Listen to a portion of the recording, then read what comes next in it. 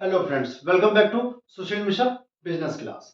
आज चल रहे हैं हम इंडस्ट्री के टॉपिक पर। बिल्कुल हाँ जी, इससे पहले हमने एग्रीकल्चर के बारे में पूरा पढ़ लिया कि एग्रीकल्चर रिफॉर्म किया गया, ग्रीन रिवोल्यूशन लेकर आए। उसके हमने बैड और मेरिट एंड डीमेरिट दोनों करेक्टर्स पढ़ लिए। आज चलते हैं इंडस्ट्री के बारे में। हाँ, इंडस्ट्री इंडस्ट्री क्यों आनी चाहिए थी? बिल्कुल हाँ जी, पहला टॉपिक ही है इंपॉर्टेंस ऑफ इंडस्ट्री। भारत जब 1947 में आजाद हुआ, इंडिया जब 1947 में आजाद हुआ, तो उसके बाद में इंडस्ट्री क्यों लगानी चाहिए थी? किसी भी देश में इंडस्ट्री का क्या इंपॉर्टेंस है, आज उसी टॉपिक के बारे में डिस्कस करने जा रहे हैं। तो स्टार्ट करते हैं। चलिए, इंडस्ट्री, किसी भी देश की इकोनॉमी को डेवलप करना हो तो उस देश में ज्यादा से ज्यादा एंटरप्रेन्योर होने जरूरी हैं। फॉर एग्जाम्पल, कहते हैं कि जर्मनी जापान में 77%, बिल्कुल हाँ जी, 77% लोग एंटरप्रेन्योर हैं और भारत में 7% लोग। तो जिस देश में एंटरप्रेन्योर जितने ज्यादा होंगे, वो देश उतनी जल्दी उतना ज्यादा ही डेवलप करेगा। ग्रोथ रेट उसका उतना ज्यादा होगा, जीडीपी उसकी उतनी ज्यादा होगी। तो जाहिर सी बात है, जब ग्रोथ एंड जीडीपी दोनों ज्यादा होगी तो बहुत जल्द ही वो डेवलप करेगा। सेम टू सेम यही चीज हमने भी अपनाने की कोशिश करी। उससे पहले देख लेते हैं। अब कहता है इंपॉर्टेंस ऑफ इंडस्ट्री। बिल्कुल हाँ जी, क्या जरूरत थी इंडस्ट्री को लाने की? इसका मतलब ये समझा रहा हूं, इसका मतलब ये है कि क्या जरूरत थी, कि क्या इंपॉर्टेंस है इंडस्ट्री के। भारत में जब अगर इंडस्ट्री आती है तो उसके क्या इंपॉर्टेंस है? जैसे कहते हैं ना हम कि खाना खाते हैं, तो खाना खाना का क्या इंपॉर्टेंस है भाई? पढ़ रहे हैं तो पढ़ने का क्या इंपॉर्टेंस है? वैसे ही इंडस्ट्री के आने का क्या इंपॉर्टेंस है। बिल्कुल हाँ, इंडस्ट्री के आने का इंपॉर्टेंस हमें डिस्क्राइब किया गया कि इंडस्ट्री जब आएगी हमारे देश में तो ये चीजें बेनिफिट में रहेंगी, ये चीजों में डेवलपमेंट होगा, ये चीजें विकास करेंगी, ये चीजें ग्रोथ बढ़ेगा। चलिए, अब कहता है इंपॉर्टेंस ऑफ इंडस्ट्री में सबसे पहले इंडस्ट्री के आते ही इकोनॉमिक ग्रोथ हो जाएगा। इकोनॉमिक इकोनॉमिक का ही मतलब होता है मनी टू रिलेटेड। बिल्कुल हाँ जी, पैसों से रिलेटेड जो भी सेक्टर्स होते हैं, जो भी काम होते हैं, वो इकोनॉमिक रिफॉर्म्स में आते हैं, इकोनॉमिक में आते हैं। ऐसे ही इंडस्ट्री के लगते ही देश की इकोनॉमी डेवलप होना शुरू कर देगी। देश की इकोनॉमी क्या हो जाएगी? ग्रोथ होनी शुरू कर देगी। बिल्कुल हाँ जी, जो 1 रुपया नहीं कमाते थे वो 10 रुपए, 5 रुपए, 3 रुपए, 2 रुपए, 1 रुपया कमाने लग जाएंगे। इससे क्या होगा? उनका लिविंग ऑफ स्टैंडर्ड अच्छा हो जाएगा, रहने अच्छा हो जाएगा। जाहिर सी बात है, सैलरी अच्छी पाएंगे, लिविंग ऑफ स्टैंडर्ड अच्छा पाएंगे। जब ये सब पाएंगे तो जाहिर सी बात है इकोनॉमिक ग्रोथ होगी।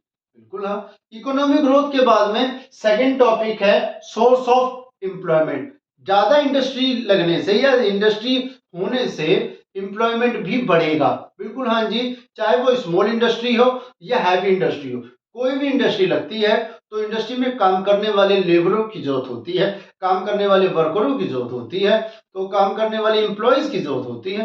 तो उनको कौन क्या किया जाएगा? उनको हायर किया जाएगा, चाहे वो रिक्रूट किया जाए, सेलेक्ट किया जाए, कैसे भी डजेंट मैटर। लेकिन हाँ, वहां पर इंडस्ट्री में काम करने वाले वर्कर जरूर होंगे। तो जाहिर सी बात है, इंडस्ट्री आएगी तो एम्प्लॉयमेंट भी आएगा। इंडस्ट्री के आने के साथ एम्प्लॉयमेंट भी आता है। ज्यादा से ज्यादा इंडस्ट्री, ज्यादा से ज्यादा एम्प्लॉयमेंट। बिल्कुल हाँ जी, जैसे हाल ही फिलहाल में अभी एप्पल का आउटलेट भारत में लगा है। तो एप्पल का जब आउटलेट भारत में लगा है तो जाहिर सी बात है यहाँ पे काम करने वाले जो लोग हैं वो भी ज्यादा हो जाएंगे। बिल्कुल हाँ जी, जो युवा बेरोजगार घूम रहे थे वो वहां पर एम्प्लॉयड हो जाएंगे, काम करना शुरू कर देंगे। बिल्कुल हाँ जी, इंडस्ट्री के आने से सोर्स ऑफ एम्प्लॉयमेंट भी बढ़ेगा, चाहे वो रूरल सेक्टर हो या अर्बन सेक्टर हो।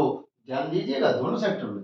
अगला बोलता है मशीनिज्म मीन्स ऑफ फार्मिंग। बिल्कुल हाँ जी, इंडस्ट्री के आने का मतलब ये नहीं होता कि सिर्फ शहरों में ही विकास होगा, नहीं। इंडस्ट्री के आने से मतलब ये भी है कि गांव में भी, रूरल एरिया में भी विकास होगा और साथ के साथ फार्मिंग सेक्टर में भी डेवलपमेंट होगा। अब फार्मिंग सेक्टर में कैसे होगा? इंडस्ट्री लगेगी तो जाहिर सी बात है, उस समय जब इंडस्ट्री लगाई गई तो फार्मिंग के लिए भी किया गया क्या?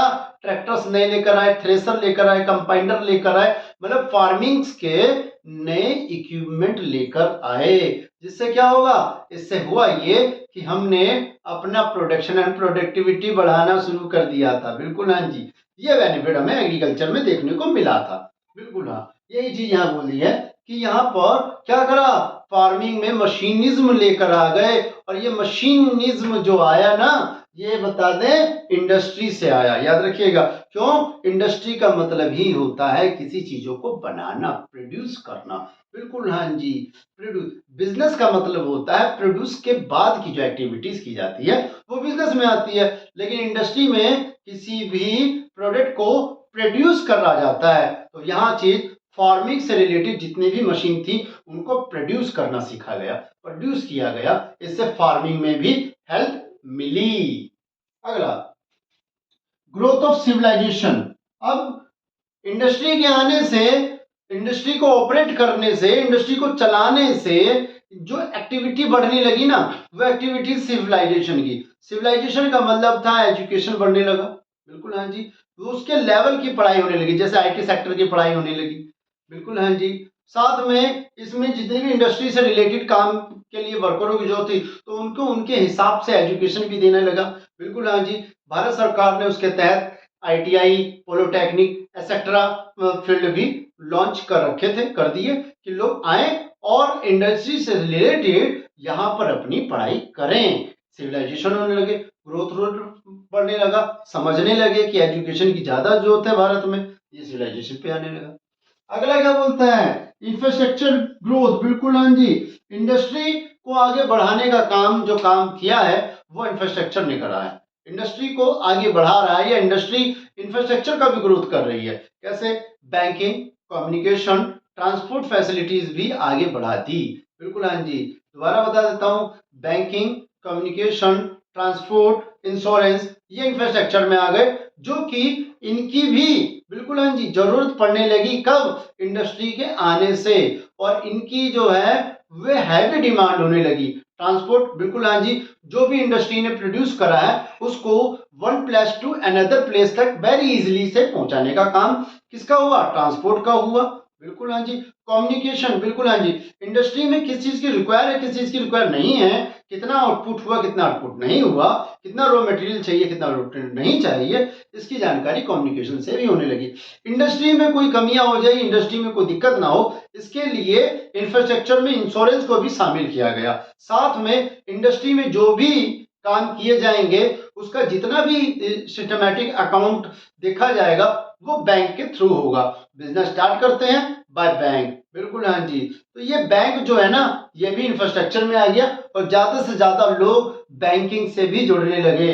ये ग्रोथ रेट थे। मतलब हम ये पढ़ सकते हैं कि ये इंपॉर्टेंस हुए इंडस्ट्री के आने से, मतलब ये जरूरी था इंडस्ट्री के आने से, इनफैक्ट ये हुआ। इसके बाद में अब पढ़ते हैं, इंडस्ट्री लगी। बिल्कुल हाँ जी, इंडस्ट्री लगने के लिए आवाजें उठने लगी। आवाजें कहने का मतलब है लोगों ने कहना शुरू करा कि थोड़ा बहुत तो हम लगा देंगे, थोड़ा बहुत की बात करी है यहाँ पर, थोड़ा बहुत हम लगा देंगे। लेकिन पब्लिक सेक्टर आगे हाथ बढ़कर खड़ी हुई। पब्लिक सेक्टर का मतलब है गवर्नमेंट। हमारी सरकार उस समय में आगे आ गई। हमारी सरकार ने खुद कहा कि हम खुद इंडस्ट्री लगाएंगे। बिल्कुल हाँ जी, इसी का टॉपिक है ये। कहता है कि भैया direct participation of public sector in industrial development. Direct public sector आगे बढ़कर कह रही है कि अब हम ही खुद, पहली बार देश आजाद हुआ था, देश के सामने कोई भी बड़ी समस्या ही थी, छोटी समस्या नहीं थी। बिल्कुल हाँ जी, इंडस्ट्री जो लगाई गई थी वो इसीलिए लगाई जा रही थी ताकि एम्प्लॉयमेंट दूर हो, एम्प्लॉयमेंट से लोगों को सैलरी मिले, और सैलरी मिलेगी तो जाहिर सी बात है पॉवर्टी भी दूर हो जाएगी। बिल्कुल हाँ जी, भुखमरी जो हमारे देश में थी वो भी खत्म होने के कगार पर हो जाएगी, उनका ये मानना था। बिल्कुल हाँ, इसीलिए पब्लिक सेक्टर ने कहा कि मैं हाथ बढ़ाकर, मतलब मैं आगे बढ़कर इस इंडस्ट्री को थामूंगा, इस इंडस्ट्री को ओपन करूंगा। दूसरा कारण क्या था कि इंडस्ट्री में पब्लिक सेक्टर ही क्यों आया? बिल्कुल हाँ जी, क्वेश्चन बन सकता है कि पब्लिक सेक्टर ही क्यों आया इंडस्ट्री को स्टार्टअप करने के लिए। बिल्कुल हाँ जी, ये बात उस समय की है, आप कह सकते हो 1948। पब्लिक सेक्टर ही क्यों आया? बिल्कुल आप कह सकते हो पब्लिक सेक्टर के आने की जरूरत क्यों है, पब्लिक सेक्टर के सिवा दूसरे सेक्टर क्यों नहीं आया। चलिए देख लेते हैं। पब्लिक सेक्टर क्यों आया था? पब्लिक सेक्टर का आने का सबसे पहला जो कारण था लैक ऑफ कैपिटल। बिल्कुल हाँ जी, नया नया देश आजाद हुआ था, कहते हैं ना नए नए लोग हैं तो नई नई बातें करेंगे, सेम वही चीज था। नया नया देश आजाद हुआ था 1947 में, और जब देश आजाद हुआ उस समय में लोगों की स्थिति बहुत ज्यादा खराब थी। बिल्कुल हाँ जी, 90% भारत के लोग सरवाइव कर रहे थे जैसे तैसे। कारण क्या था? कारण आप सबको पता है, ब्रिटिशर्स आए थे, ब्रिटिशर्स हमारे ऊपर राज करके गए, और जब उन्होंने राज करा तो जाहिर सी बात है हमारे यहाँ पर ड्रेन ऑफ वेल्थ करा, हमारा पैसा किसी भी तरह से लेकर यहाँ से चले गए, जिसके कारण हम गरीब से और गरीब हो गए। बिल्कुल हाँ जी, मतलब जो कुछ लोग थे उनके पास में फ्यू पर्सन, बिल्कुल हाँ जी, फ्यू पर्सन ही थे जिनके पास थोड़ा बहुत पैसा था, बाकी हमारे पास में पर्याप्त इंडस्ट्री के लिए कोई भी पैसा नहीं था। इसके कारण भी पब्लिक सेक्टर आगे बढ़ी और उसने कहा कि जो भी इन्वेस्टमेंट करना है, चाहे वो हैवी हो या स्मॉल क्वांटिटी में हो, वो मैं करूंगी, पब्लिक सेक्टर। इसके बाद में आया लो इंड्यूस इन्वेस्टमेंट। अब इसका मतलब होता है कि भैया जिन लोगों के पास, मैंने ऊपर वाले टॉपिक में बोला फ्यू पर्सन के बारे में पास ही था, कुछ जिन लोगों के पास में पैसा था भी, वो इंडस्ट्री लगाने से कतरा रहे थे या डर रहे थे, हम ऐसा कह सकते हैं। कारण क्या था? कारण सिर्फ सिंपल था कि अगर इंडस्ट्री लग जाती है और प्रोडक्ट प्रोड्यूस हो रहा है, फिर भी लोग उस चीज को नहीं खरीदेंगे, तो इंडस्ट्री में जितना पैसा लगा है वो जाहिर सी बात है खराब हो सकता है या बर्बाद हो सकता है, या वो लॉस में सफर कर सकते हैं। इस डर से भी लोग इन्वेस्टमेंट करना ही नहीं चाहते थे। भाई कहते हैं ना, बिजनेस है, बिजनेस जितना बड़ा होगा रिस्क उतना बड़ा होगा, बिजनेस जितना छोटा होगा रिस्क उतना छोटा होगा। सेम टू सेम, नया देश आजाद हुआ था, हम आजादी की ओर आगे बढ़े थे, हम थोड़ा सा भी रिस्क नहीं लेना चाहते थे। क्यों? क्योंकि हम नए नए आजाद हुए हैं, लोगों के पास में पूरी तरह से पैसा कैपिटल नहीं है। अगर कैपिटल होता तो सब मिलकर आगे बढ़ चुके होते। उस समय कैपिटल इतना ज्यादा नहीं था, थोड़े बहुत लोगों के पास था, तो वो भी इन्वेस्टमेंट नहीं करना चाहते थे, डर के मारे कि अगर हमने इन्वेस्टमेंट करा और बिजनेस को लगाया या कोई भी इंडस्ट्री लगाई तो क्या पता हमारे इंडियंस ही उस प्रोडक्ट को ना खरीद पाए, उतना अफोर्डेबल ना कर पाए, जिसके कारण इंडस्ट्री डिक्लाइन हो जाए, पतन की ओर बढ़ जाए, वही हाल हो जो ब्रिटिशर्स ने करा था। इसके कारण भी इन्वेस्टमेंट नहीं हुआ। साथ में तीसरा काम क्या करा, वो पब्लिक सेक्टर क्यों आई? Growth and social justice, justice के लिए। बिल्कुल हाँ जी, कई हद तक गवर्नमेंट ने यह भी सोचा कि अगर लोगों का भला चाहते हैं, अगर लोगों का भला करना है, समाज का भला करना है और ग्रोथ करनी है, तो मुझे खुद ही आगे आना पड़ेगा, मतलब पब्लिक सेक्टर को खुद ही आगे आने पड़ेगा। क्यों? क्योंकि हमें पता है कि हम मिक्स इकोनॉमी में रहते हैं, इंडिया डेमोक्रेटिक है तो मिक्स इकोनॉमी अपनाती है। मिक्स इकोनॉमी में सोशल वेलफेयर के साथ में, सोशल वेलफेयर के साथ में है, याद रखिएगा, प्राइवेट का भला चाहते हैं। लेकिन अगर गलती से उस समय प्राइवेट सेक्टर आ जाता तो जाहिर सी बात है वो हमेशा अपना प्रॉफिट चाहते हैं, सोशल वेलफेयर नहीं चाहते हैं।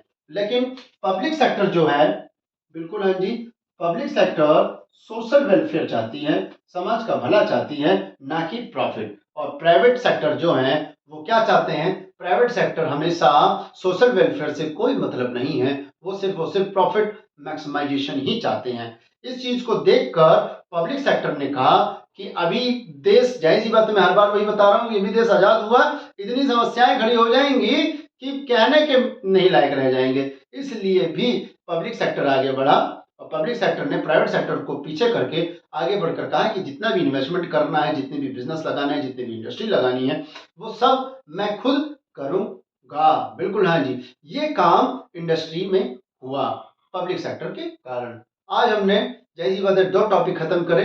पहला इंपॉर्टेंस ऑफ इंडस्ट्री, और दूसरा हमने पढ़ा कि पब्लिक सेक्टर इंडस्ट्री में क्यों आया। आई होप ये वीडियो सबको पसंद आई होगी, तो please like, subscribe and share जरूर करें। Thank you very much.